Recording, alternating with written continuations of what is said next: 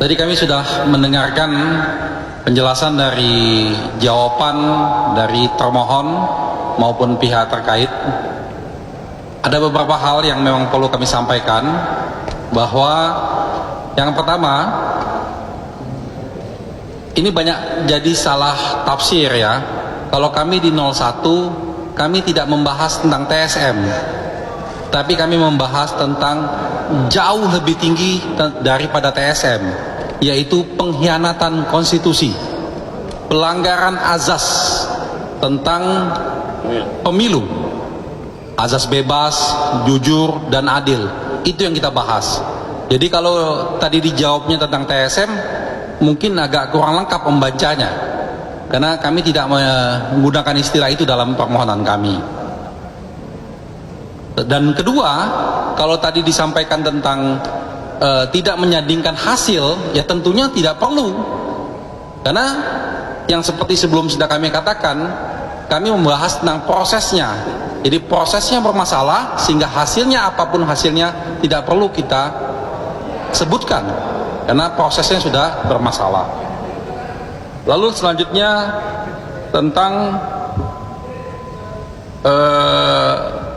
kenapa tidak pernah kita membuat komplain terhadap pencalonan Gibran. Nah, ini salah lagi nih, mungkin juga membacanya juga kurang lengkap. Kami sudah mengajukan keberatan, baik itu ke KPU maupun itu ke Bawaslu, dan kami punya buktinya, dan bukti itu kami ajukan di MK, masuk dalam daftar bukti kami, sehingga ini kesalahan yang cukup fatal.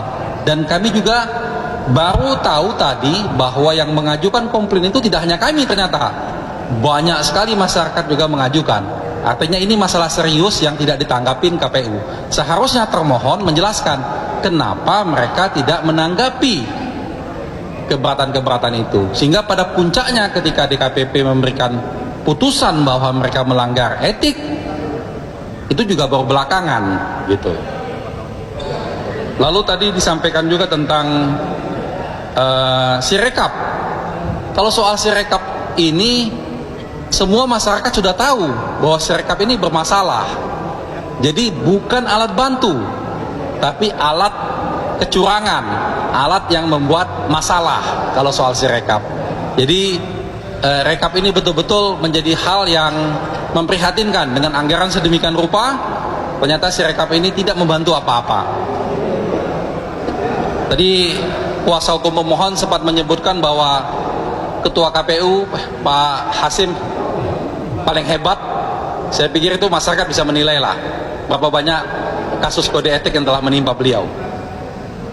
Kaitan dengan pihak terkait tadi, pihak terkait itu menjelaskan tentang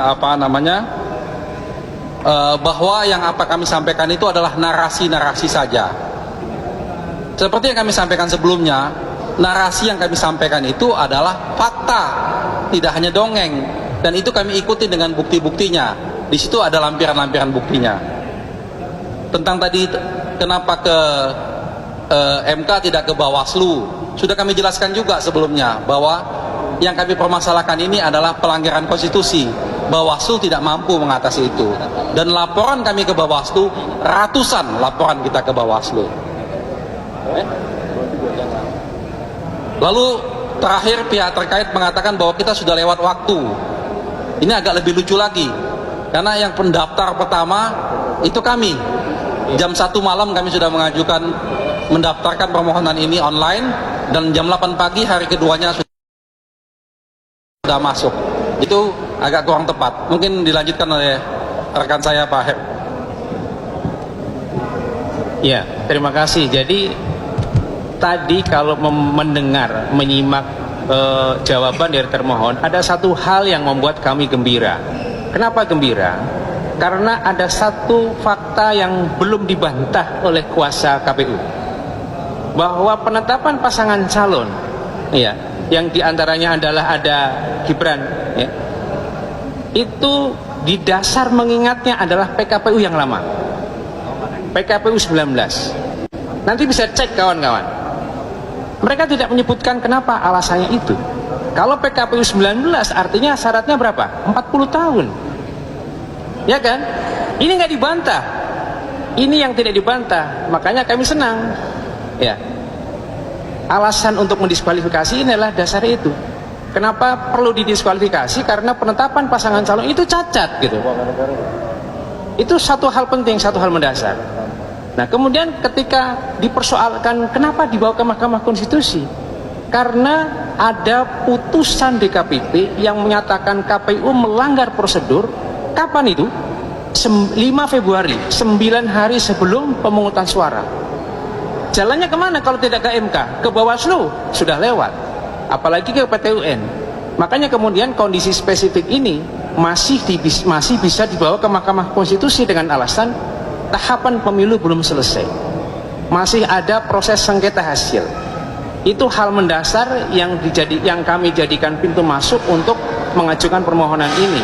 Kemudian ketika masuk penetapan dengan cara yang cacat yuridis ini, terus didorong dengan pelanggaran-pelanggaran penggunaan kekuasaan, penggelontoran bansos. Bansos memang betul ada di APBN, bansos itu ada dalam undang-undang, tapi cara penggunaannya yang kita persoalkan. Kenapa Januari langsung muncul? Dan kalau bansos itu ditentukan ada daftar penerimanya, tapi diberikan di depan istana. Apakah mereka yang miskin itu suruh lewat depan istana kemudian diberikan langsung oleh para menteri? Ini yang kita soal. Bansosnya boleh, tapi yang kita soal adalah politisasinya. Tujuannya adalah untuk orang miskin, tapi kenyataannya adalah untuk kewenangan. Itu yang tidak dibantah. Itu yang tidak dibantah dalam keterangan pihak terkait. Makanya kalau kita mencermati itu, kita optimis. Permohonan kita itu tidak dibantah